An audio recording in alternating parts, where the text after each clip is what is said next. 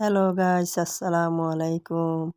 আমি আপনাদের জন্য নতুন একটা রেসিপি নিয়ে হাজির হয়েছি।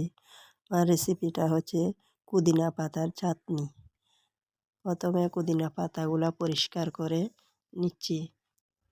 ধনেপাতা, পুদিনা পাতা কেটে নিচ্ছি। সাথে বোম্বাই মরিচ, পেঁয়াজ কুচি করে নিচ্ছি। তেঁতুল নিয়েছি, পেঁয়াজের সাথে লবণ মেখে নিচ্ছি। পেঁয়াজের সাথে লবণগুলো ভালোভাবে মেখে নিতে হবে যাতে পেঁয়াজগুলো নরম হয়ে যায়। সাথে তেঁতুলগুলা মেখে নিচ্ছি। ভালো করে তেঁতুল আর পেঁয়াজ একসাথে মিক্স করে নিতে হবে। সাথে তেঁতুল আর পেঁয়াজ মিক্স করার সাথে একটু অল্প সরিষার তেল দিয়ে ভালো করে মেখে নিব। পেঁয়াজ, তেঁতুল, সরিষার তেল একসাথে মিক্স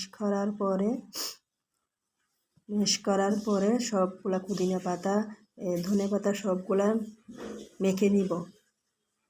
এই পুদিনা পাতা চাটনিটা গরম ভাত দিয়ে খেতে খুব সুস্বাদু। আসসালামু আলাইকুম।